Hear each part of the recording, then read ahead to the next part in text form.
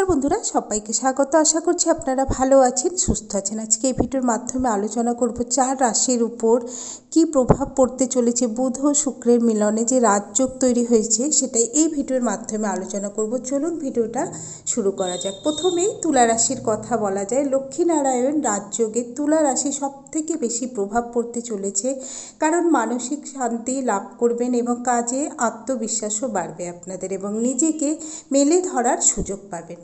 ধনু রাশি অর্থ উপার্জনের দুর্দান্ত সুযোগ পেতে চলেছেন, পাশাপাশি অর্থ সঞ্চয়েও সক্ষম হবেন। ঘরের হাল বদলাবে, তবে ইচ্ছা মতো খরচ করতে পারবেন। এই সময়টা সংসারের প্রয়োজনও মেটাতে সক্ষম হবেন এবং পারিবারিক সুখ শান্তি বজায় থাকবে এবং ভ্রমণের দিকটাও ঠিকঠাক থাকবে।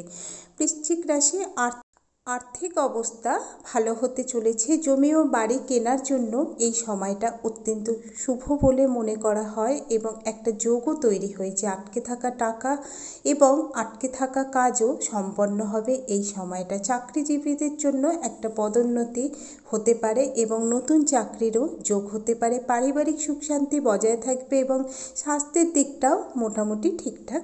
কর্কট রাশি আর্থিক সুবিধার পাশাপাশি এই ব্যক্তিদের একটি নতুন সম্পত্তি কেনারও সম্ভাবনা রয়েছে এবং ভাগ্য আপনাদের পক্ষে থাকবে। আটকে থাকা টাকা ফেরত পেতে পারেন, পারিবারিক সুখ শান্তি বজায় থাকবে এবং ভ্রমণের দিকটায় একটা যোগ তৈরি হয়েছে। তো ছিল আজকে ভিডিও। আশা করছি ভিডিওটা ভালো লেগেছে। ভিডিওর সাথে শেষ পর্যন্ত থাকার জন্য অসংখ্য ধন্যবাদ।